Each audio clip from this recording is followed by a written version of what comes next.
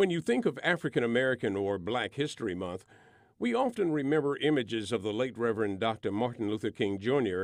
and his iconic I Have a Dream speech, or the struggle by blacks to gain equal rights in America. In reality, Black history is about blacks and whites who changed the nation, a change that continues to this day. Lieutenant Colonel Ray Thompson is the 17th Training Wing chaplain. He was born and raised in a small Mississippi town where blacks endured demeaning treatment under Jim Crow laws, and recalls a black man he admired by the name of Earl. To me, Earl was everything. He was the epitome of what I wanted to be, if you will. He had a quiet strength about him. He didn't say a whole heck of a lot, but and I guess as a kid I didn't really realize why he was the way he was.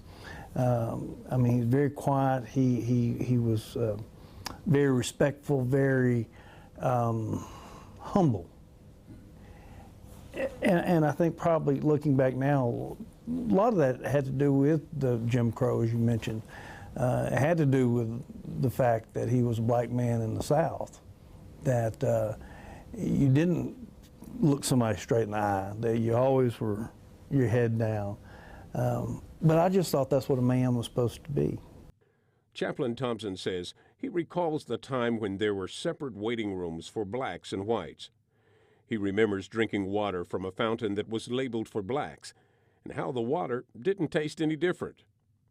Even in the military, blacks were treated as second-class service members who proved their courage on the battlefield as well as in the air, such as the Tuskegee Airmen in World War II. I had the privilege of meeting Lawrence Roberts, Colonel Lawrence Roberts, a man of great dignity and great grace. When he'd walk in a room, you knew he was there. One of the original Tuskegee Airmen. And I take it he's second generation Tuskegee Airmen.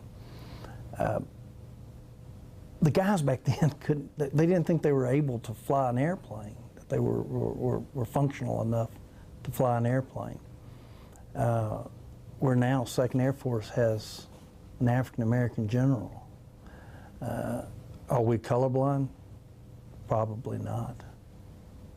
I would like to think we are, but probably not. But I do think that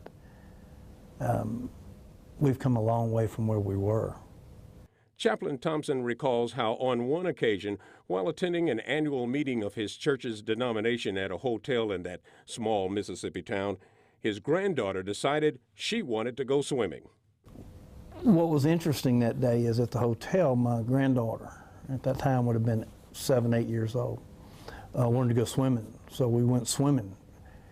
She was the only white child in that pool. She didn't know it, and they didn't care either.